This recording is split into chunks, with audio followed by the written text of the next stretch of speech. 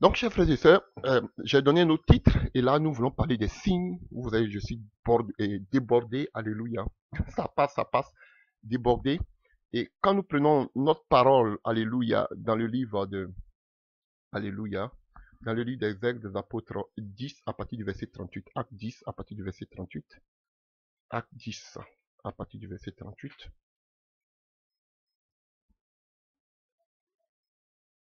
Vous savez comment Dieu a oint du Saint-Esprit et de force Jésus-Christ de Nazareth, qui allait de lieu en lieu faisant du bien et guérissait tous ceux qui étaient sous l'emprise du diable, car Dieu était avec lui.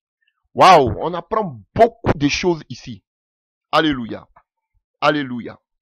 On nous dit ici que Dieu a oint du Saint-Esprit. Donc, on voit que celui qui est oint, il est oint du Saint-Esprit, il a le Saint-Esprit. Et de force. Quelqu'un qui est oint, il a la force. Voilà. Parce que, voilà, quand vous prenez Ésaïe 11, on nous parle de l'esprit de force. Alléluia. Jésus-Christ de Nazareth, qui allait de lieu en lieu, faisant du bien, guérissait tous ceux qui étaient sous l'emprise du diable, et car Dieu était avec lui. Donc, quelqu'un qui est oint. Vous dites que tout le monde est oint, non? Je suis d'accord, tout le monde est oint. Mais quand quelqu'un est oint, frère, il s'en va, alléluia, libérer les personnes. Voici, c'est ce que je vous disais toujours quand on prend Ésaïe. Dieu m'a oint pour libérer ceux qui sont captifs. C'est ça le problème. On n'est pas oint et puis on reste à la maison et puis on dit qu'on attend l'enlèvement. Jésus va venir à demeurer dans la sanctification. Jésus revient bientôt. Oui, Jésus-Christ est Dieu. Ils sont oint en comment là? Ils sont oint en comment? Quand vous prenez aussi Luc 4, on nous dit que Jésus était oint, il pouvait partir. Quand on est oint, c'est pour aller. C'est pas pour rester dans la maison, dans vos quatre coins là, et puis dire que, oui, vivez la sanctification, le Seigneur revient bientôt. C'est là, voilà pourquoi je dis que tout le monde n'est pas oint. Parce que quand on est oint, tout le monde doit partir. Ah, c'est ça le problème. Parce que quand on est oint, on doit aller libérer les gens de la captivité des démons. C'est ce qui est écrit ici. On n'est pas oint et puis on reste en 4 000 en vie, la sanctification, et puis le gourou prêche toujours la divinité de Jésus. On est là tous les matins. Oui, on se sanctifie, et puis eux payent les salles. Et puis on avance. Voici la sorcellerie. Alléluia. Et on nous dit ici que il allait de lieu en lieu faisant du bien et guérissait tous ceux qui étaient sous l'emprise du diable, car Dieu était avec lui. Alléluia. Donc on nous fait comprendre aussi que il guérissait tous ceux qui étaient sous l'emprise du diable. Donc quelqu'un qui est malade, il est sous l'emprise du diable. Ah, c'est pas moi j'ai dit, c'est écrit ici. Il guérissait tous ceux qui étaient sous l'emprise. On n'a pas dit qu'il délivrait. Mais on dit qu'il guérissait tous ceux qui étaient sous l'emprise du diable. Donc quand tu es malade de vos maladies, je ne sais pas quoi là, vous êtes sous l'emprise du diable. Il y a un problème. Quand tu as AVC, tu as tumeur, tu es sous l'emprise du diable. C'est écrit ici. Prêchons l'évangile comme il se doit. Parce que Dieu était avec lui. Quand tu as l'onction, Dieu est avec toi. Alléluia. Donc, ce passage nous parle de l'emprise, ceux qui étaient sous l'emprise du diable. Et un passage que vous connaissez bien, 1 Jean 3, verset 8, qui nous dit que le Fils de Dieu est apparu afin de détruire cette œuvre du diable qui crée les maladies dans la vie des gens. Alléluia. Donc, Christ par la croix est venu afin que par la croix, alléluia, nous soyons délivrés. Oh, chers frères et sœurs. Oh, alléluia. Et je cherche un passage là. Attendez que je le trouve. Alléluia. Hébreux 2, hein. À partir du verset. Alléluia. À partir du verset 14. On peut continuer. Hébreux 2, à partir du verset 14. Ainsi donc, puisque les enfants participent au sang et à la chair, il y a également participé lui-même afin que par la mort, il anéantisse celui qui a la puissance de la mort, c'est-à-dire le diable, et qu'il délivra tous ceux par la crainte de la mort, étaient toute leur vie retenus dans la servitude. Alléluia. Vous avez vu? On était dans la servitude du diable, sous la servitude, dans la servitude causée par le diable. Mais par la croix, il nous a libérés. Donc tu es guéri de la maladie et la présence de Dieu. Et il te libère de toutes tes oppressions que le diable peut mettre dans ta vie. C'est fini, frère. Voici l'assurance du chrétien. Voici le droit du chrétien. Voici la position du chrétien. Voici l'identité du chrétien. C'est fini la croix. Alléluia. Voilà. Donc je continue. Oh, j'ai tellement de choses à dire. Alléluia. Regardez encore. Oh frère, Psaume 103, à partir du verset 1 à 3. Psaume 103. Mon âme bénit l'Éternel. Que tout ce qui est à moi bénisse son Saint-Nom. Mon âme bénit l'Éternel. Il n'oublie aucun de ses bienfaits. C'est lui qui pardonne toutes tes iniquités, qui guérit toutes tes maladies. C'est lui qui délivre ta vie de la force, qui couronne de bonté et de miséricorde. Waouh! La première des choses, c'est qu'il te pardonne de tous tes péchés à la croix. La deuxième des choses, c'est qu'il te guérit de toutes tes maladies.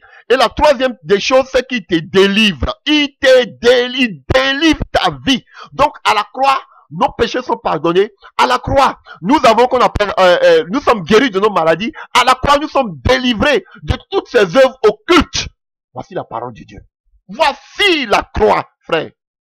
Voici le droit du chrétien. C'est fini. C'est ça la croix. Alléluia. Prenons Marc 2.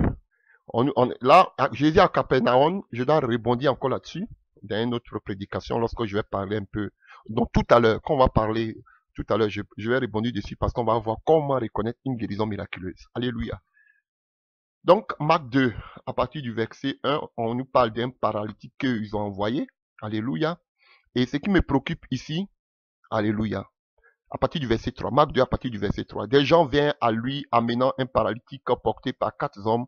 Comme il ne pouvait l'aborder à cause de la foule, il découvrit le toit de la maison où il était et il descendit par cette ouverture, le lit sur lequel le paralytique était couché. Jésus, voyant leur foi, dit au paralytique, « Mon enfant, tes péchés sont pardonnés. » Alléluia. Vous voyez, Jésus-Christ, le Messie est malade. Il est malade. Que dit Jésus? Jésus ne lui dit pas à l'instant que tu es guéri. Jésus lui dit que tes péchés te sont pardonnés. Pourquoi? Parce que Jésus doit marcher selon la parole. Quand je vous dis que Jésus est venu accomplir toutes les paroles qui étaient dites par les prophètes, par, qu'on appelle, par tous ces serviteurs de Dieu depuis l'Ancien Testament, alléluia, par tous les écrits, c'est ça qu'il était en train d'accomplir. Il ne peut pas parler d'abord de guérison parce que, alléluia, Esaïe a dit d'abord qu'il se chargera de nos iniquités. Et c'est après maintenant que nous, par ces maîtrises, nous sommes guéris. Donc il faut suivre la chronologie. Voilà pourquoi Jésus ne peut pas parler d'abord de guérison tant qu'il ne parle pas de péché. Ils sont pardonnés parce que ce sont de nos péchés qu'il s'est chargé. Voilà pourquoi comme il était l'agneau expiatoire, voilà pourquoi Jésus, d'abord, avant de parler de guérison, il doit parler d'abord de péché t'es pardonné. Parce que c'était lui qui, par la croix, pouvait pardonner nos péchés. Voilà pourquoi, face au paralytique, il ne dit pas tu es guéri, mais il dit quoi? Tes péchés te sont d'abord pardonnés. Ensuite, tu pourras guérir. Ah. Les prophètes là, ils connaissent même pas la parole, ces faux prophètes là. Ils sont là. Oui, Dieu va faire la guérison, les miracles, les miracles. Mais vous ne prêchez même pas l'évangile. Prêchez l'évangile. Frère, on n'a même pas besoin. Quand tu prêches l'évangile qui vient de Dieu, frère, on n'a même pas besoin de dire que tu es guéri. Automatiquement, même. Frère, que Dieu nous amène ce réveil. Ou toi-même tu es en train d'évangéliser dans les rues. Simplement parce qu'ils écoutent la musique et consortent. Les gens sont guéris. Frère, ils viennent rendre témoignage. On n'a même pas besoin de leur imposer la main chez eux à la maison. On veut vivre ça. Alléluia. Vous voyez, Jésus dit que tes péchés sont pardonnés. Parce que c'était ça d'abord. Alléluia. Et ensuite, maintenant, le monsieur, on va voir la guérison miraculeuse après. On va revenir sur ce passage. Mais ce qui me préoccupait, c'est, Jésus disait toujours, tes péchés sont pardonnés avant de parler de la guérison. Et voyons un autre exemple. Matthieu 9, à partir du verset 1. Matthieu 9, à partir du verset 1. Jésus étant monté dans une barque, traversa la mer et alla dans sa ville. Ça veut dire Nazareth. Et voici, on lui amena un paralytique couché sur un lit. Jésus, voyant leur foi, dit au paralytique, prends courage, mon enfant, tes péchés sont pardonnés. Si quoi quelques scribes dit au-dedans d'eux, cet homme blasphème. Et Jésus connaissait leurs pensées, dit, pourquoi avez-vous de mauvaises pensées dans vos cœurs? Car lequel est plus aisé de dire, tes péchés sont pardonnés, ou dit, lève-toi et marche. Donc Jésus-Christ, alléluia, avant de dire au paralytique de se lever et marcher, alléluia, il a dit d'abord, tes péchés te sont pardonnés. Alléluia. Alléluia. Frère, et voilà pourquoi quand vous prenez Jean 9, verset 1, on dit, Jésus vit en passant un homme aveugle de naissance. Ses disciples lui firent cette question, Rabbi, qui a péché? Cet homme ou ses parents? Ah. Donc l'enfant, le monsieur était aveugle de naissance. La question des apôtres, c'est de savoir, mais qui avait péché? Si c'était lui ou si c'était ses parents. Parce que pour eux, dans leur culture, le péché était toujours donné, octroyé, non, la maladie était toujours, avait pour base le péché. Vous voyez? Voilà pourquoi quand quelqu'un avait la lèpre en Israël, on voyait automatiquement que c'était la main de Dieu parce qu'il était méchant. Vous voyez, c'était le cas de Nabal. Donc les apôtres même lui disent, oh, il avait de naissance. C'est que quelque part, il a péché. C'est vrai que beaucoup de faux pasteurs, de faux prophètes, alléluia, profitent de ça pour voir le péché partout. Mais effectivement, quand tu es chrétien, frère, tu peux pas dire, mais c'est la vérité. Je ne soutiens pas ces pasteurs, mais je soutiens la parole de Dieu. Je ne peux même pas soutenir la parole de Dieu parce qu'elle est la vérité. Alléluia, je m'appuie sur la parole de Dieu. Mais voici les apôtres. Ils ont demandé automatiquement qui a péché. Parce qu'ils savaient que la maladie provenait toujours du péché. J'espère que ça va vous ouvrir les yeux aujourd'hui. Alléluia. Donc, frère, j'ai donné plein de passages pour que vous puissiez comprendre plus ou moins ce qui représente la croix pour nous. Alléluia. Donc maintenant, nous allons voir ce que c'est que, comment on peut dire que voici une guérison miraculeuse. On voit que c'est une puissance de Dieu qui descend. Alléluia. Et automatiquement, on voit quelque chose qui se produit. Donc, on va voir maintenant les signes. Comment reconnaître qu'on dit voici une guérison miraculeuse? Qu'est-ce qui doit se passer? Quelle est la différence entre une guérison miraculeuse et la guérison, entre parenthèses, qui vient de la médecine? Parce que la médecine même ne guérit pas. Alléluia. Comment on peut savoir? Quelle est la différence? C'est ce que nous voulons voir maintenant. Alléluia. Alléluia. Nous allons prendre des passages. Marc 9, on va beaucoup se balader. Marc 9, à partir du verset 1. On parle ici du paralytique. Alléluia. Et voici, on amena un paralytique couché sur un lit. Jésus, voyant leur foi, dit au paralytique, prends courage, mon enfant, tes péchés sont pardonnés. On vient de lire cela. Alléluia. Tout à l'heure. Et qu'est-ce qui se dit ici? Jésus lui dit à partir du verset 600, lève-toi et marche. Alléluia. Or, afin que vous sachiez que le Fils de l'homme a sur la terre le pouvoir de pardonner les péchés. Vous comprenez ce qu'il dit? Jésus-Christ a le pouvoir de pardonner les péchés. Il ne parle même pas de guérison, mais il a le pouvoir de pardonner les péchés. Lève-toi, dit-il au paralytique, prends ton lit et va dans ta maison. Il se leva et s'en alla dans sa maison. Alléluia. Et quand la foule vit cela, elle fut saisie de crainte et elle glorifia Dieu qui a donné aux hommes un tel pouvoir. De là, étant allé plus loin, Jésus vit un homme assis au lieu de péage. Alléluia. Donc vous voyez, voici les signes qui doivent accompagner. Comme on peut savoir qu'il y a une guérison miraculeuse. Frère, elle provoque l'étonnement. Ça vient d'abord. La première des choses, alléluia. Vous avez vu, on n'a pas dit demain, on dit à l'instant. Vous allez voir, il y a beaucoup de passages quand même qui parlent de à l'instant. Il lui dit, lève-toi, prends ton lit et va dans ta maison. Le lève-toi là même déjà, ça englobe déjà la foi. Parce que s'il ne se levait pas, il n'avait pas guéri. On va venir tout à l'heure à la foi en ce qui concerne celui qui est malade. Mais ce qui me préoccupe ici déjà, on voit quoi ici? Jésus lui dit, lève-toi et va-t'en. Frère, on constate à l'instant. La médecine va te dire, non, tu dois suivre un traitement. Peut-être dans 1 mois, ça va aller. Dans 2 semaines, peut-être dans 6 mois, peut-être ça va aller.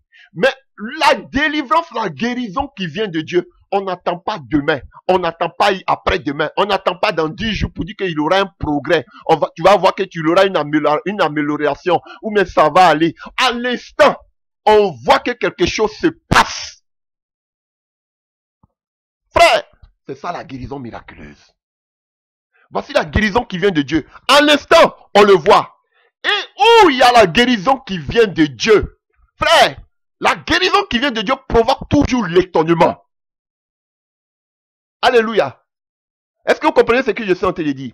Là où il y a une guérison, c'est que c'est là où la main des hommes s'arrête que Dieu travaille. Si la main, quelqu'un qui est guéri de je ne sais pas quoi, On dit il est guéri il avait une migraine, il est guéri. Mais frère, en quoi c'est une guérison miraculeuse? Même les médecins là, avec vos comprimés là, ils peuvent guérir une migraine. Alléluia. Mais on parle de guérison miraculeuse qui provoque. Et quand on dit quelqu'un, quand quelqu'un même a la migraine, on dit, oh, prends 2 paracétamol, ça va te passer. Ce n'est pas une guérison miraculeuse. Parce que ça ne provoque pas l'étonnement. Mais une guérison qui vient de Dieu provoque toujours l'étonnement. Alléluia. Les gens sont stupéfaits. Waouh. Vous voyez, c'est ça qui était là. C'est ce qui se passe ici. On dit la foule, vu cela, elle fut saisie de crainte. Ça crée la crainte et ça glorifie Dieu. On dit c'est que Dieu est là. Aïe, aïe, aïe, c'est que Dieu est là. Hey, le Messie qui n'a jamais vu depuis qu'il était né, il voit aujourd'hui. Ah, aïe, aïe, aïe. J'arrive tout à l'heure. J'ai dit que vous allez vous marrer avec moi quand j'ai lu le livre de Jean 9 qu'on vient de lire, où les disciples ont demandé qui a péché. J'ai lu tous ces passages, j'ai commencé à me marrer. Vous allez vous marrer avec moi. Frère, ça crée l'étonnement, la crainte de Dieu. Alléluia. Les gens n'ont jamais vu cela. Et quelqu'un qui a un mot de tête, il a la migraine. Là, on te dit, prends 2 paracétamol, c'est fini. Ça ne crée pas, ça c'est... Frère, mais on dit quelqu'un, ou on dit que tu ne dois pas, alléluia, tu ne dois pas qu'on appelle, comme ma femme, je rends le témoin de ma femme. Quand je la connaissais au début, alléluia, les médecins lui avaient dit, oh, tu n'allais jamais, qu'elle était stérile à vie. C'est ce qu'ils ont dit à ma femme. On dit qu'elle est stérile. Elle va jamais enfanter de sa vie. C'est ce qu'on lui a dit. Alléluia. Le jour que c'est arrivé, j'ai dit, prends tous les papiers là, va te présenter devant les médecins. Elle a allé, elle s'est présentée devant les médecins. Elle-même aujourd'hui là, elle dit, je suis fatiguée. Je suis fatiguée. J'ai dit, non, tu n'es pas encore fatigué. Alléluia. Le médecin, même le jour qu'elle allait, le médecin, il dit, c'est pas possible. Mais comment ça se fait? Non, non, ce n'est pas possible. Tous les médecins ont dit, non, mais ce n'est pas possible. Comment? C'est ça. Le miracle qui vient de Dieu, ça met toujours l'étonnement. Alléluia.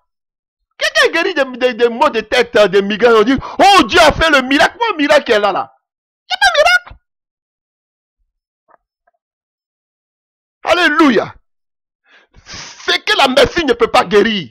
Ou on dit que ce sont les maladies qui sont inguérissables. Dieu guérit, on dit, voici un miracle. Alléluia. Alléluia. Marc 2. Marc 2, à partir du verset 12. Alléluia. Marc 2, vous connaissez, c'est le paralytique, encore une autre paralytique.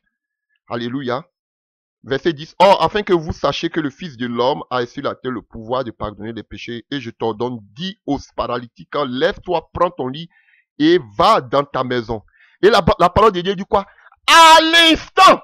On n'a pas dit demain, ni après-demain, ni dans 5 jours, dans 10 jours, on prend des traitements, ça va aller. Voici la différence entre la médecine et la guérison qui vient de Dieu. On nous dit à l'instant. Il se leva, prit son lit et sortit en présence de tout le monde.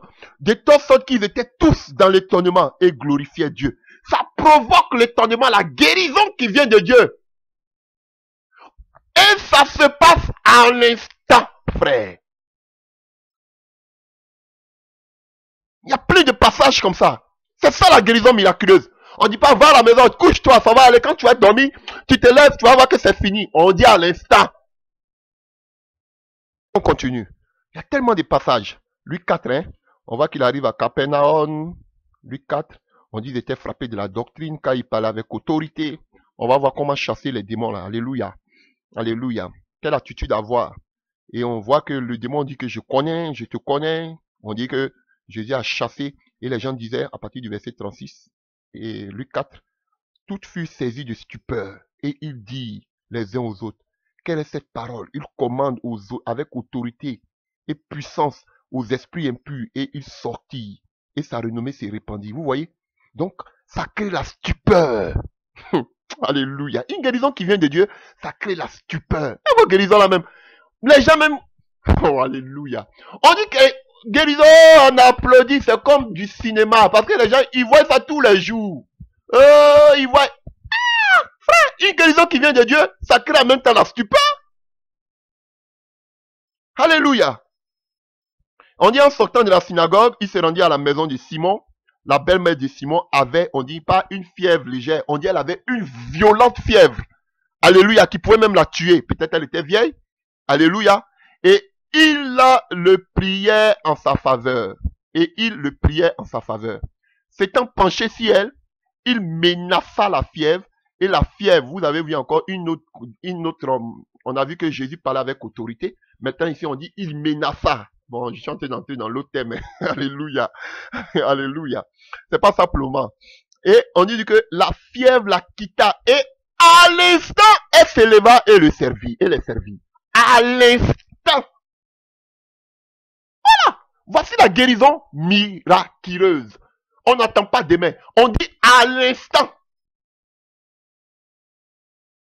Il y a tellement de passages. Alléluia.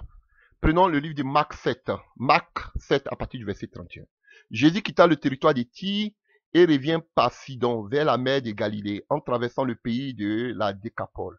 On lui amena un sourd qui avait de la difficulté à parler. Et on le pria de lui imposer les mains. Et voici notre, vous voyez, on parle d'autorité, on parle avec autorité, il menaçait, on nous dit ici qu'encore il imposait les mains. Voici toutes les manières par lesquelles on peut prier pour quelqu'un. Mais là, je vais faire un enseignement à part. Mais déjà, je suis entré dedans. Alléluia. Alléluia. Il prit à part loin de la foule, lui mit les doigts dans l'oreille et il lui toucha la langue avec sa propre salive. Puis, levant les yeux au ciel, il soupira et dit, Ephrata, c'est-à-dire ouvre-toi. Et écoutez ce qui se passe.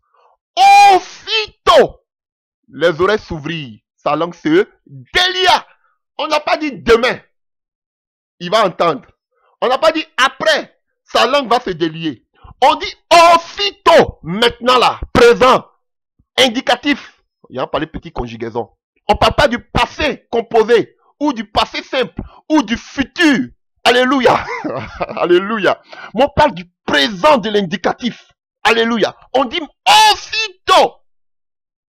Alléluia. Sa langue se délia.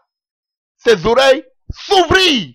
Voici la guérison miraculeuse qui vient de Dieu. Ah oui, frère. C'est pas encore fini, hein? On est dedans. Alléluia. Dieu va nous bénir. Alléluia. Et il parla très bien. On n'a pas dit qu'il va parler un peu. Donc nous tous là, on doit arriver à ce stade. Frère, on dit, il parla très bien. Jésus leur recommanda de ne parler à personne.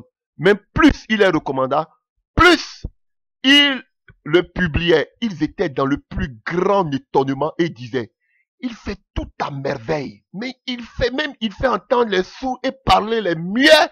Frère, et puis ils utilisent des gros mots ici. Hein. Il fait tout à merveille. On dit le peuple était quoi? Dans l'étonnement. Voici la guérison miraculeuse. Frère, on doit arriver à là pour le réveil.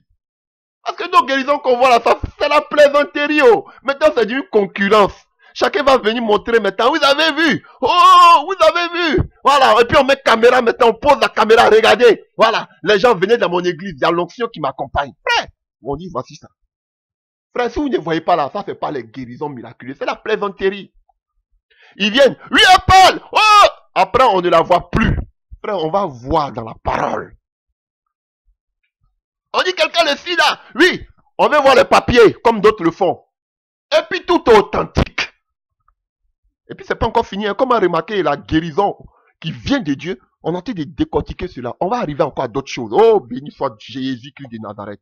Alléluia. Donc on voit les aspects. On voit que ça se présente de façon authentique à l'instant. Et on voit que ça provoque l'étonnement de plusieurs personnes. Alléluia. Alléluia. Parce qu'ils vont nous étonner avec les paroles. Miracle. Miracle. Le plus grand des miracles. Alléluia. On a tout entendu ici. Vous allez voir aujourd'hui ce que c'est qu'un miracle. Allons-y, continuons. Matthieu 8. Je suis essoufflé là. Alléluia. Matthieu 8. À partir du verset 1. Lorsque Jésus fut descendu de la montagne, une grande foule le suivit. Et voici un lépreux s'étant approché, se prosternant devant lui et dit, Seigneur, si tu le veux, tu peux me rendre pur. Jésus étendit la main, le toucha et dit, je le veux, sois pur. La Bible dit, aussitôt, il fut purifié. Quelqu'un qui a la lèpre, on parle comme si c'est un amusement.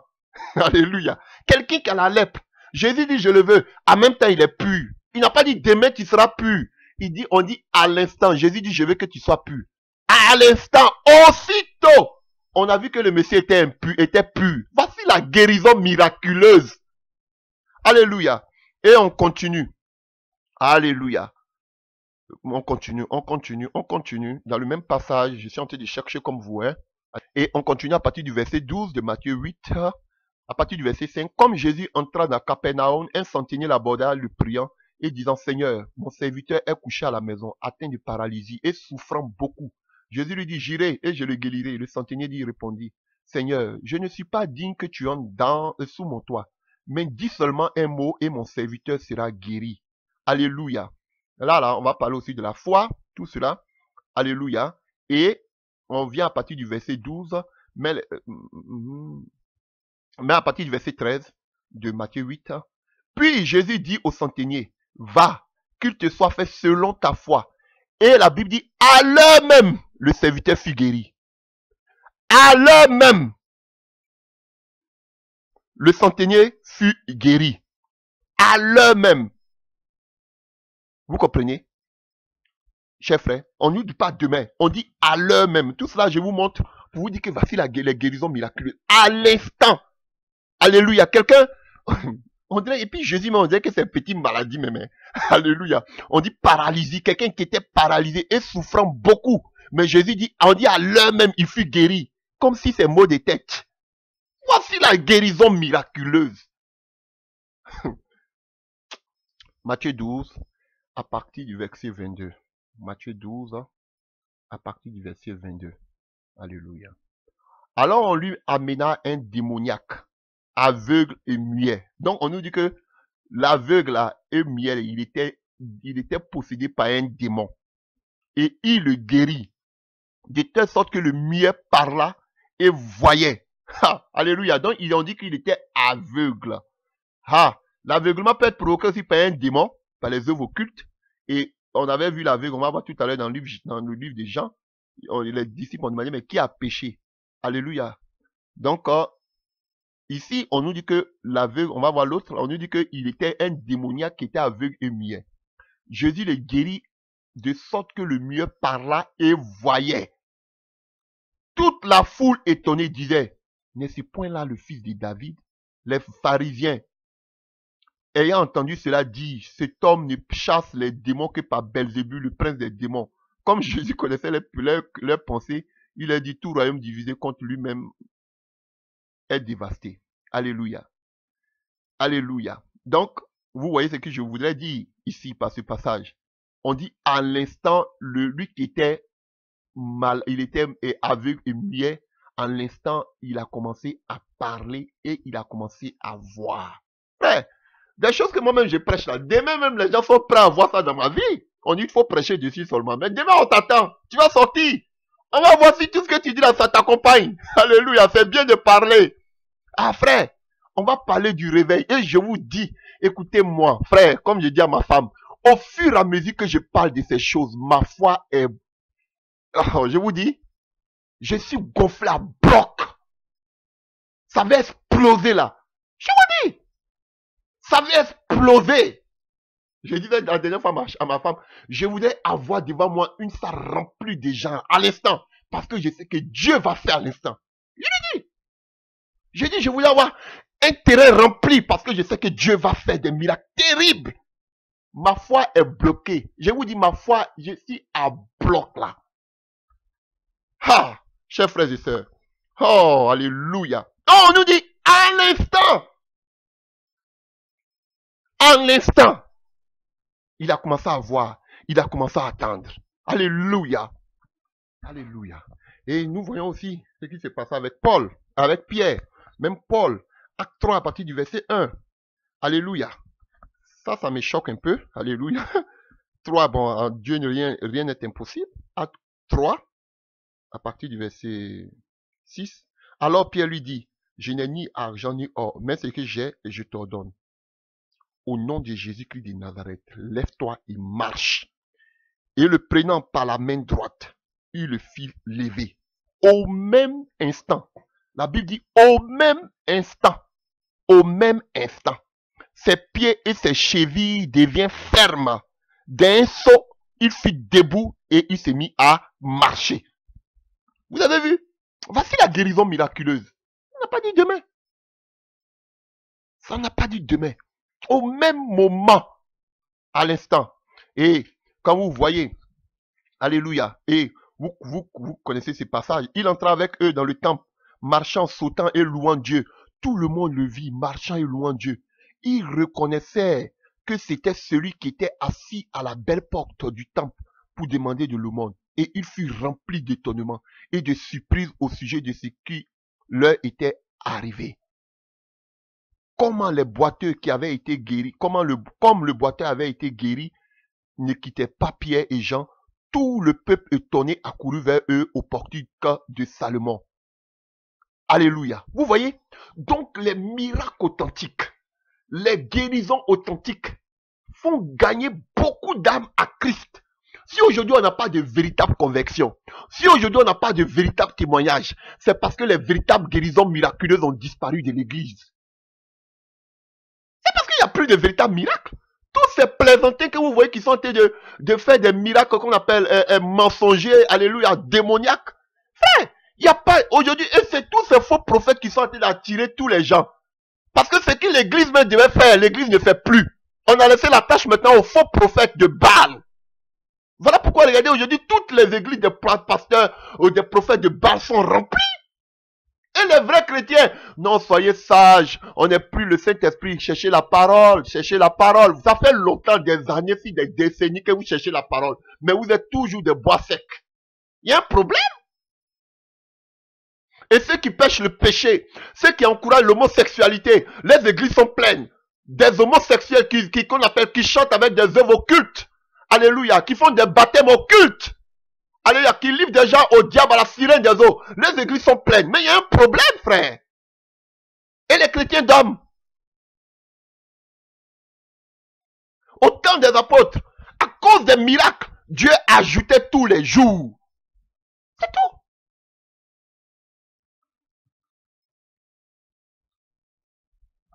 Les gens étaient étonnés. La curiosité les poussait à venir voir. Et puis eux-mêmes, ils restaient. Parce qu'ils voyaient la main de Dieu. Et quand vous prenez Luc 4, à 4 juste après, alléluia, on voit Anne et toute la classe des sacrificateurs, ils se réunissent. Alléluia. Alléluia. On dit cependant beaucoup de ceux qui avaient entendu la parole crue et le nombre des hommes s'éleva à environ 5000. Tellement qu'ils avaient vu. Ce miracle a bouleversé tout le monde parce que tout le monde savait qui était celui-là. Alléluia. Alléluia. Et tous les sacrificateurs les ont mis au milieu, les pierres, on les a mis là, on les a mis en prison une journée, une nuit là. Le lendemain, on dit venez vous écouter. Et on nous dit que à partir du verset 13, Acte 4, verset 13, on dit lorsqu'il vit l'assurance de Pierre et de Jean, il fut étonné, sachant, oh, la présence de Dieu. Je vous dis, je suis enflammé de la puissance de Dieu. Oh, alléluia. Lorsqu'il vit l'assurance de Pierre et de Jean, il fut étonné, sachant que c'était des hommes du peuple sans instruction. Et il est reconnu pour avoir été avec Jésus. Mais comme il voyait là, près d'eux, l'homme qui avait été guéri, il n'avait rien à répliquer. Les miracles authentiques, les guérisons miraculeuses ferment la bouche de tous vos détracteurs. C'est ça, la vérité. La vérité biblique. Alléluia. Alors, donc revenons dans Jean. J'ai dit que vous allez vous marier. Les pharisiens sont graves, frères, chers frères et sœurs. Vous allez vous marier un peu avec moi. Quand je lisais ce passage, je riais. Je me suis marié, vrai. Je vous dis la vérité. Jean, je cherche, excusez-moi. Jean 9. Jean 9. Je vais lui-même peut-être tous les chapitres. Vous allez voir. Donc, on a dit que la guérison miraculeuse qui vient évidemment de Dieu doit provoquer l'étonnement. Et puis cela se passe à l'instant. On voit les signes en même temps. Alléluia. Voilà. Ça pousse les gens à se convertir à Christ. Alléluia. Et on va voir d'autres choses encore. Comment vous pouvez reconnaître une guérison qui vient de Dieu? Voilà. Comment reconnaître la guérison qui vient de Dieu? Peut-être même c'est le titre même que je vais donner. Voilà. Comment reconnaître la guérison qui vient de Dieu? Voilà. Donc, je crois qu'on va finir par ce passage-là. Jean 9. Jean 9. Jésus vit en passant un homme aveugle de naissance. Ses disciples lui firent cette question. Rabbi, qui a péché? Cet homme ou les parents, pour qu'il soit né aveugle? Jésus répondit, ce n'est pas que lui ou ses parents aient péché, mais c'est afin que les œuvres de Dieu soient manifestées en lui. Il faut que je fasse tandis qu'il est jour les œuvres de celui qui m'a envoyé. La nuit vient où personne ne peut travailler. Pendant que je suis dans le monde, je suis la lumière du monde. Donc, voici d'autres qui disent qu'ils prêchent la vérité, qui disent que par ces passages, quand on a minuit, donc on ne doit pas. Bah, ça, c'est l'apostasie, ça.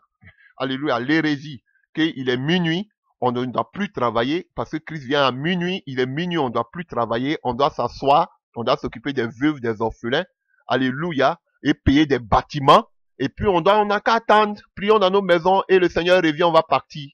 Alléluia, parce que pour eux, il est minuit, le Seigneur qui est la lumière a déjà tout fait, alléluia, donc il est minuit, c'est la nuit, nous devons nous asseoir, alléluia, parce que la nuit arrive, on ne peut plus travailler. Mais frère, comment vous comprenez la parole? Vous-même qui vous dites que vous êtes docteur. Alléluia. Pour encourager tous ces frères, vous voulez les laisser captifs sous votre domination pour qu'ils vous envoient de l'argent pour faire fonctionner vos chaînes de télévision? Hein? Pour que vous puissiez payer des salles. Vous dites qu'il est minuit, ils n'ont qu'à rester là dans leur coin là. Et vous les encouragez même pas à pouvoir aspirer aux dons spirituels, à pouvoir expérimenter la puissance de Dieu. Ça ne vous intéresse pas. Il est minuit, asseyez-vous. Jésus-Christ est Dieu. Passez à l'enlèvement, restez chez vous, sanctifiez-vous. C'est quel message ça? C'est quel message cela? Non, mais dis donc. Continuons. Alléluia. Donc ici, Jésus ne nous dit pas si, alléluia, il nous dit pas que si l'aveuglement de ce monsieur était dû au péché. Il ne précise pas. Il a dit, ce n'est pas lui, ni son père, ni ses parents qui ont péché. Alléluia. Après avoir dit cela, il cracha à terre et fit de la boue avec sa salive, puis il appliqua cette boue sur les yeux de l'aveugle. Voici des passages sur lesquels ces faux pasteurs, ces faux prophètes s'appuient pour dire que on peut faire des actions prophétiques mystiques. Alléluia. Souvent, mais ils vont aller même jusqu'à coucher avec vous. Alléluia. Et ils disent que ça, on appelle ça action prophétique, avec les huiles envoûtées, les baptêmes envoûtés, où tout le monde, quand on fait un baptême, on voyait que les gens pouvaient baptiser du Saint-Esprit, mais pas crier comme des possédés. Alléluia.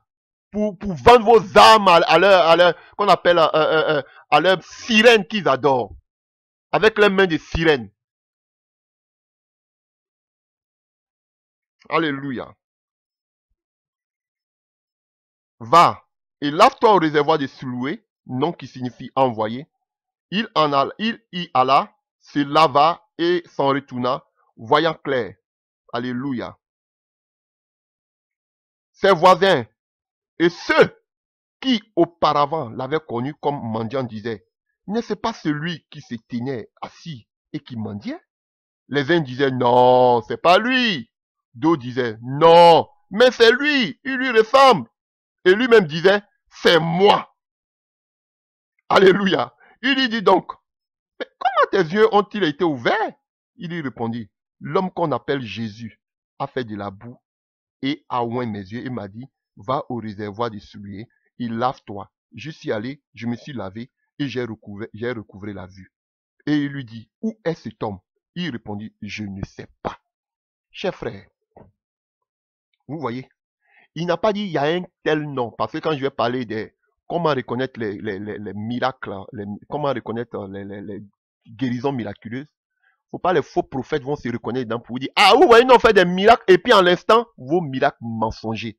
Alléluia, vous avez vu, on parle de quelqu'un qui connaît Jésus-Christ comme étant son sauveur, et comme étant aussi son Dieu. Alléluia, quelqu'un son Seigneur. Quelqu'un qui prêche la divinité de Jésus. Quelqu'un qui vit une vie de consécration, de sanctification. Alléluia. Quelqu'un qui s'est détaché, qui est né d'en haut.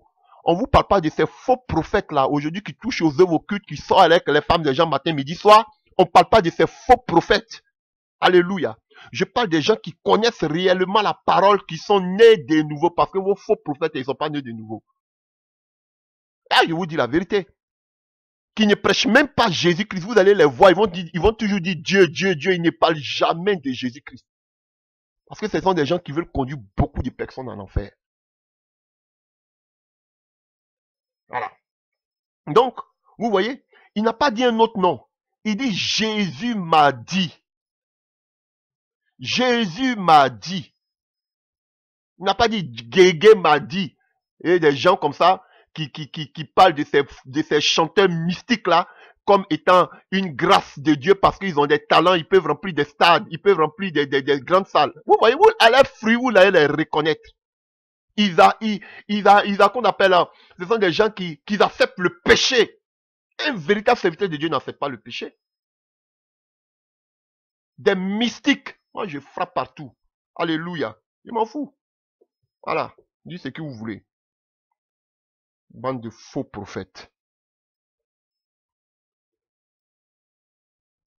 Alléluia. Donc, on nous dit ici que ses voisins même. Alléluia. La première des personnes, vous voyez, quand on dit qu'il y a une guérison, frère, on a parlé que c'est à l'instant que les gens doivent être dans l'étonnement. Vous voyez, les voisins, ceux qui ont vécu avec lui, ils étaient étonnés parce qu'ils savaient que quelque chose s'était produit dans la vie de ce monsieur. Donc frère, c'est trop facile d'amener quelqu'un ici, on ne connaît même pas d'où il vient. Les gens même qui étaient avec lui doivent témoigner que vraiment cette personne est guérie. On lui a dit, mais comment tu vois? Il dit, Jésus m'a dit, va te laver et puis je serai guéri. Je suis guéri. Alléluia. Donc, le monsieur lui-même l'a dit, comme les gens disent, c'est pas lui, lui-même l'a dit, c'est moi. C'est moi. Mais comme la parole de Dieu lui dit, témoigner d'une seule personne, ça ne suffit pas. Quelqu'un peut venir aujourd'hui, combien de personnes on envoie, il faut dire que tu es guéri, il faut dire que tu es guéri. La personne va dire que je suis guéri, mais frère, cela ne suffit pas. On peut payer quelqu'un pour dire que, faut venir dire que tu es guéri. Mais on ne peut pas payer toute une communauté, tout un quartier pour venir dire que, alléluia, il est guéri. Ça fait beaucoup d'argent. Donc, chers frères, même si la personne dit que, les gens peuvent dire, manipuler pour dire, il faut venir dire que tu es guéri. Mais cette personne, on doit avoir ses origines. Ah oui, frère, parce que maintenant, il y a trop de faux. Et c'est ce qui s'est passé ici. Alléluia. C'est ça. Il s'en alla se laver, retourna, voyant clair. Ses voisins et ceux qui auparavant l'avaient connu. Donc, chers frères, quand on parle de guérison miraculeuse là, frère, voyez ces personnes qui avaient connu le monsieur là dans le passé. On dit qu'il marche. Demandez-le si ce monsieur là. Demandez où il vit, où il habite. Mon ami, on dit que, oh, mais c'est quoi ça là? C'est une investigation bien que vous êtes en train de faire. Oui, parce qu'il y a trop de faux. On doit aller demander, mon frère, tu habites où? Parce qu'on a vu, on a trop vu, comme les bénis là, on a vu plein.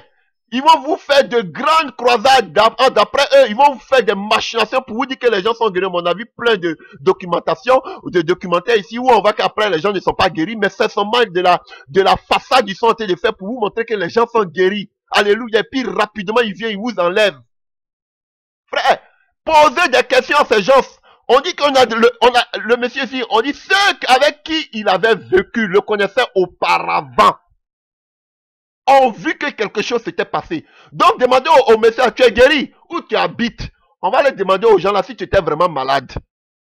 Parce qu'on se connaît tous dans les quartiers. On sait que tu étais l'aveugle qui était ici.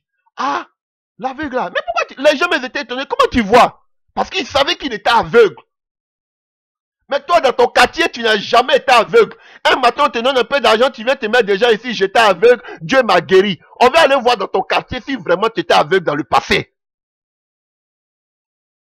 Parce que les voisins, tout le monde se connaît. Alléluia. Donc, vous voyez, chers frères et sœurs, voici une stratégie encore. Donc, parce que le problème, c'est pas pour que toi seul tu sois guéri, mais par ton miracle, tout un quartier, toute une ville, toute une région peut être convertie. C'est ça le problème.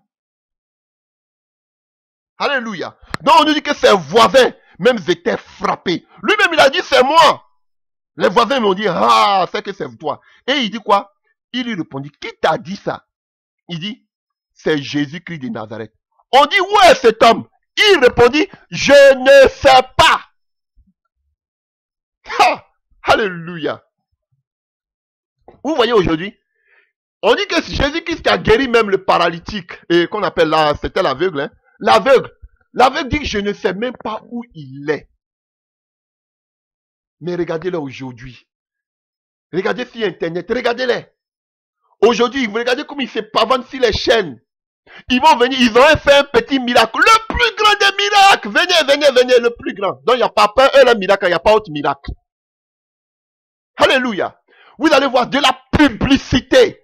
Chacun maintenant, quand il va faire un petit miracle, en parenthèse, mais si ça vient vraiment, et si c'est vraiment un miracle, il va mettre des caméras, il va balancer ça sur les réseaux sociaux. Regardez, il a fait un miracle. Maintenant, on envoie les gens même pour faire les témoignages. Il faut aller rendre témoignage pour dire que Dieu t'a guéri par mon ministère, par mon église. Alléluia. Regardez la comédie. On nous dit ici, c'est lui-même là, pour qui Jésus a prié. Il ne savait même pas où était Jésus. Jésus a fini de le guérir, Jésus a disparu. Jésus est parti. Ce n'est pas Jésus qui s'est levé pour dire, oui, vous regardez le miracle, ou bien il met sa chaîne, il met le logo de sa chaîne, pour dire que le miracle, ça vient de sa chaîne. C'est sur sa chaîne que vous pouvez voir, et maintenant on balance. Voilà, et puis le logo de la chaîne est là. Tout le monde n'a qu'à regarder. Non, c'est les personnes eux-mêmes qui cherchaient à répandre le nom de Jésus. Ce sont eux qui ont dit qu'il y a un homme là, il s'appelle Jésus. C'est lui qui m'a guéri. Ah, il y a une autre ville encore. Ah, il y a un homme aussi, il s'appelle Jésus, il m'a guéri. C'est comme ça que son nom se répandait. Jésus même disait aux gens, ne dites pas. Mais au fur et à mesure qu'il disait, ne dites pas, les gens continuaient de parler. Voici le miracle qui vient de Dieu. Mais regardez là aujourd'hui. Chacun veut remplir son ziggoura. Chacun veut faire promotion de son ministère. Chacun veut faire promotion de sa chaîne. Une fois qu'il y a un petit, ils vont défiler pour venir dire, je fais un grand programme. Ils vont venir avec la personne sur la chaîne pour vous dire que rendez témoignage. Vous avez vu cette maman-là, elle était malade. Vous avez vu ce monsieur, il était malade. Mais Dieu l'a guéri. Et tout le monde est là. On dit oui, on va venir des gens qui étaient paralytiques, hein, ou bien des gens qui étaient possédés de quoi, je sais pas quoi. Et les gens défilent. Et puis les gens rentrent témoin. Et puis eux-mêmes, ils sont à côté. Ils disent oui, parle. Donc venez beaucoup au programme. Ça, c'est la sorcellerie. Le monsieur dit ici, je ne sais pas où Jésus est. Il m'a guéri tout ce que je sais. On va voir la suite, ça me fait rire vraiment. Ça me fait marrer ce passage-là. Chers frères et sœurs, on ne savait plus où Jésus était. Jésus l'a guéri, Jésus est parti. Mais aujourd'hui, oh, si tu t'en vas, faut dire que c'est moi, j'étais guéri. Faut dire, par ici, je m'en vais moi-même, on dit que j'ai fait ma promotion. Donc, toi, faut partir. Partez, rendre témoignage. Et puis, dites que tel homme de Dieu vous a guéri. Le culte de la personnalité. Le monsieur dit, je ne sais pas où il est. Je connais seulement son nom, il s'appelle Jésus. Alléluia. Alléluia. Il menait vers les pharisiens celui qui avait été aveugle. Or, c'était un jour de sabbat que Jésus avait fait de la boue. Et il lui avait ouvert les yeux. De nouveau, les pharisiens aussi lui demandaient. Vous voyez, ça bouleversait tout le monde parce qu'on sait que le monsieur était vraiment aveugle. Ça bouleversait tout le monde. On dit non, toi là, tu vois maintenant. Toi, tu es né aveugle toute ta naissance. Tu vois, on te vu ici ou bien tu fais l'exprès. Non, on sait que tu étais aveugle. Ça a bouleversé. Jusqu'à maintenant, ça arrivait chez qui? Les religieux. Frère, même les religieux qui te critiquent, même les religieux qui ne croient plus à la puissance de Dieu, frère, ils doivent constater aussi qu'il y a vraiment eu guérison. Voilà. Et puis, Jésus est dans son coin, hein. Ce n'est même pas Jésus, oh, alléluia. Ce n'est même pas Jésus qui est venu faire sa promotion, hein. C'est le monsieur qui a été guéri, qui a été de défendre sa guérison comme ça. Jésus est dans son coin là-bas. Vous allez voir Jésus après. Les pharisiens aussi lui demandaient comment il a recouvert la vue. Et il lui dit, il a appliqué de la boue. Et l'aveugle lui leur dit, il a appliqué de la boue sur mes yeux. Je me suis lavé et je vois. Si quoi quelques-uns des pharisiens disent, cet homme-là ne vient pas de Dieu, car il n'observe pas le sabbat. Ça c'est les, alléluia, ça c'est les religieux, avec leur affaire de doctrine satanique, humaine, avec leur affaire de temple, de bâtiment. Vous voyez, alléluia. Ils étaient d'aveuglés même ces gens-là. On dit, Dodi, comme un homme pécheur peut-il faire de tels miracles? Et il y a eu des divisions parmi eux, tout simplement à cause de la guérison d'un aveugle. Parce qu'eux-mêmes, ils n'ont jamais vu ça. Alléluia. Ils reconnaissaient que c'était un miracle, mais ils voyaient à cause de leur doctrine, de leur tradition, que cet homme était un pécheur. Alléluia. Il dit encore à l'aveugle, toi, que dis-tu de lui? celui qui t'a ouvert les yeux, il répondit, ah, mais pour moi, quelqu'un qui a ouvert mes yeux, c'est un prophète. Depuis que je suis né, je n'ai pas vu. Je vois aujourd'hui, c'est un prophète. Les Juifs ne crurent point qu'il eût été aveugle. Vous avez vu? Ils n'ont même pas cru que le monsieur était aveugle. C'est comme ça que beaucoup ne croient pas que vraiment vous êtes malade. Alors, pour enlever cette ambiguïté là, qu'est-ce qu'ils vont faire? Les Juifs ne crurent point qu'il eût été aveugle et qu'il eût recouvré la vue, jusqu'à ce qu'il eût fait venir qui? Les parents, ses parents. Quand on sait que vous dites là, Dieu l'a guéri, on dit, souvent d'autres ne croient pas, ils disent que ce sont des mensonges. Mais qu'est-ce qu'ils ont fait? Faux prophète, ne sautez pas sur les passages, les messages que je suis en train de donner là, pour faire venir parents des gens, vous allez aller payer encore les parents, on vous connaît. Vous êtes trop fort. Alléluia. Donc, on dit que ils ont invité les parents du monsieur pour demander aux parents, votre fils là, il était vraiment aveugle. C'est ce qui se passe ici. Les religieux, ils ont fait venir les parents. Et ils les interrogeaient disant, est-ce que votre fils là, que vous dites il est vraiment né aveugle, comment voit-il donc maintenant? Ses parents répondirent, nous savons que notre fils est né aveugle. Mais comment il voit maintenant? Ou qui lui a ouvert les yeux? Nous, on ne sait pas où. C'est ce que nous ne savons pas. Interrogez lui-même, il est grand, il a l'âge. Il parlera de ce qui le concerne. Ses parents disent cela parce qu'ils craignaient les Juifs, car les Juifs étaient déjà convenus que quelqu'un qui reconnaissait Jésus pour le Christ, il devait être exclu de la synagogue. Eux, c'était les synagogues qui les préoccupaient. Les églises, les parenthèses, les 4 murs, les associations des pasteurs. Alléluia. Quelqu'un qui parlait de miracle, on dit, mon ami, on ne peut plus marcher ensemble parce que toi là, tu es possédé d'un démon. Alléluia. Donc, à cause de ce qu'ils soient exclus des synagogues, les parents ont dit que eux, ils savent seulement que leur enfant était aveugle. Mais ils voient maintenant. Qui a fait ça? Eux, ils ne savent pas. Donc là, si les parents, à moins que vous avez corrompu les parents. Donc, chers frères, on voit que le miracle qui vient de Dieu, ça se passe à l'instant. Alléluia. On voit que tout le monde est dans la confusion. Alléluia. Dans l'étonnement. Alléluia. Mais non seulement ça aussi, là où le monsieur a grandi, on doit voir vraiment s'il était vraiment malade. On voit que les voisins, ceux qui l'ont connu auparavant, ils savaient que le monsieur était aveugle. Mais devant les religieux aussi, les faux chrétiens, alléluia, on doit prouver que ce monsieur-là, il était malade. Et par quoi? Par les parents. Donc les parents, ça, il est vraiment important. Mais regardez tous ceux qui vous présentent que Dieu les a guéris. Est-ce que souvent, vous voyez les parents là? Vous ne voyez jamais les parents. C'est les parents qui ont mis des enfants au monde. Ce sont eux qui ont la capacité de dire, oui, ils souffraient de telles maladies. Alléluia. C'est ça le problème, chers frères et sœurs. Voilà pourquoi on vous manipule. Je ne dis pas qu'il faut inviter tous les parents à longueur de journée, parce que quand quelqu'un vient à une croisade, il ne vient pas à ses parents. Mais il est important pour enlever vraiment, chers frères et sœurs, cette ambiguïté-là de la tête des gens. Parce qu'il y a trop de faux prophètes aujourd'hui qui font des manipulations. Alléluia. Donc on voit que les parents, alléluia, étaient interrogés. Voilà. Les pharisiens l'appelaient encore une seconde fois, l'homme qui avait été aveugle, et il lui dit, donne gloire à Dieu. Nous savons que cet homme est un pécheur. Il répondit, s'il est pécheur, moi je ne sais pas. Je sais une chose, c'est que j'étais aveugle et que maintenant je vois. Le monsieur avait l'assurance. Quelqu'un qui était malade, vous ne pouvez pas lui dire, il dit j'ai l'assurance. Moi là je sais. Vous pouvez dire que c'est un pécheur. Vous pouvez dire que Jésus est pécheur. Moi je sais que j'étais malade. J'étais aveugle, né aveugle. Mais il m'a dit, vois, j'ai vu. C'est fini. Maintenant je vois. Il lui dit, que t'a-t-il fait? Comment t'a-t-il ouvert les yeux? Il lui répondit, c'est comme ça les religieux. Ils ne peuvent pas comprendre les choses de l'esprit. Ils vont essayer de passer par des raisonnements. Qu'est-ce qu'il t'a fait? Il m'a dit seulement, vois, c'est tout. Alléluia. Comment t'a-t-il ouvert les yeux? Il lui répondit, je vous l'ai déjà dit. Et vous n'avez pas écouté. Pourquoi voulez-vous l'entendre encore? Voulez-vous aussi devenir ses disciples? Et ils ont commencé à injurer le monsieur, l'insulter et dit, c'est toi qui es son disciple. Nous sommes les disciples de Moïse. Alléluia, des religieux. Eux étaient les disciples de Moïse. Alléluia. Pourtant, Moïse même parlait de ce Jésus-là. Alléluia. Moïse parlait déjà de la venue de ce Jésus. Alléluia. Mais eux, ils disent que eux, ils sont les disciples de Jésus, de Moïse. Eux ne sont pas les disciples de Jésus.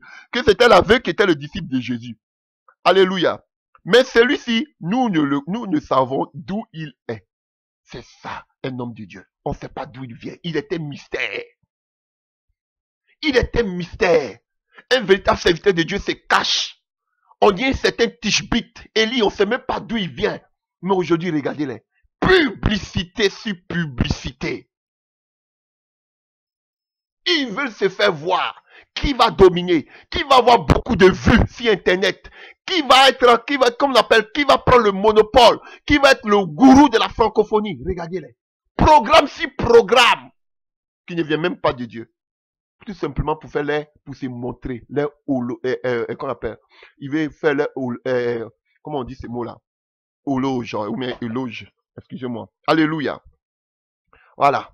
Donc, repartons. Ma Bible est tombée. Attendez que je reprenne le passage. Alléluia. Donc, on revient dans le Jean 9, on était à partir du verset 30. Cet homme leur répondit, il est étonnant que vous ne savez pas d'où il est. Et cependant, moi, il m'a ouvert les yeux. Alléluia. Nous savons que Dieu n'exauce point les pécheurs. Mais si quelqu'un l'honore et fait sa volonté, c'est lui-là qui l'exauce. Jamais on a entendu dire que quelqu'un a ouvert les yeux d'un aveugle né. Alléluia. C'est ça la différence. Si cet homme ne venait pas de Dieu. Alléluia. Vous vous contredisez. Et il ne pouvait rien faire et lui répondit. Tu es né tout entier, toi. Attendez, il faut que je revienne un peu. Je m'en vais un peu trop vite. Alléluia. Mais si quelqu'un l'honore et fait sa volonté, c'est lui-là qu'il exauce, que Dieu exauce. Jamais on a entendu dire que quelqu'un ait ouvert les yeux d'un aveugle. Si cet homme ne venait pas de Dieu, et l'aveugle qui dit que si cet homme ne venait pas de Dieu, il ne pourrait rien faire. Et il lui répondit, toi tu es né tout entier dans le péché, et toi tu veux nous enseigner. Et il le chassait. Alléluia. Ouais.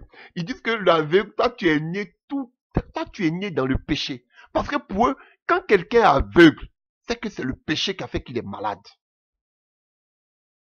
Vous comprenez? C'est le péché. Voilà pourquoi les Hébreux disent que portez vos péchés là, c'est de nos malades, c'est qu'on appelle. Ésaïe 53, quand on voulait parler, les souffrances, c'est les péchés. Donc, le péché va de pair avec la maladie. Donc, voilà pourquoi ils disent que toi, tu es né dans le péché parce que l'aveugle était aveugle. Et donc, pour eux, il avait péché. Voilà pourquoi il est né aveugle. Voilà pourquoi ils disent que toi, tu es né tout entier. Parce que depuis sa naissance, il était né aveugle. Donc, toi, tu es né tout entier dans le péché. Voilà pourquoi tu es aveugle. Ou même voilà pourquoi tu avais, qu'on appelle la lèpre. Parce que eux, c'est ce qu'ils disaient la loi. Et voilà pourquoi Jésus devait venir pour rétablir tout chose, pour dire que le péché qui amenait la maladie, moi-même, je me suis chargé de votre péché et de vos maladies. C'est fini. Alléluia. Il le chassait. Jésus apprit qu'il l'avait chassé et l'ayant rencontré, il lui dit, crois-tu au Fils de Dieu? Il répondit, et qui est-il, Seigneur, afin que je croie en lui? Tu l'as vu, lui dit Jésus. Et c'est celui qui te parle, c'est lui. Et il dit, je crois, Seigneur. Et il se prosterna devant lui. Puis Jésus dit, je suis venu dans le monde pour un jugement. Pour ceux qui ne voient point, voient. Et que ceux qui voient deviennent aveugles. Quelques pharisiens qui étaient avec lui, ayant entendu ces paroles, lui dirent, nous aussi, sommes-nous aveugles? Jésus lui répondit, si vous étiez aveugles, vous n'aurez pas de péché. Mais maintenant, vous dites, nous voyons. C'est pour cela que votre péché subsiste. Waouh! Belle conclusion de Jésus-Christ de Nazareth. Alléluia. Ils se croient tellement saints, ils disent qu'eux ne sont pas aveugles. Pourtant, ils sont aveugles. Alléluia. Et qu'est-ce qui pourra te faire tomber cet aveuglement? C'est la puissance de Dieu. C'est ça la différence. Ils étaient aveuglés parce qu'ils étaient dans la loi écrite, mosaïque. Alléluia. Et aussi dans la loi orale, parce que la loi écrite, mais ils ne respectaient même pas. Dans les traditions. Comme beaucoup aujourd'hui sont dans les traditions. Et ils se croient sages. Alléluia. Mais Jésus dit qu'ils sont aveuglés. Seule la puissance de Dieu peut faire tomber les écailles de leurs yeux pour que vraiment ils puissent naître d'en haut, chers frères et sœurs. Donc voici quelques signes, alléluia. Comment reconnaître des véritables, comment reconnaître un miracle authentique, un miracle qui vient de Dieu, une guérison authentique qui vient de Dieu. Alléluia. Donc, frère, à l'instant, ça doit se passer immédiatement. Alléluia. Pas comme la médecine. Ça doit provoquer l'étonnement. Voilà, parce qu'on n'a jamais vu cela.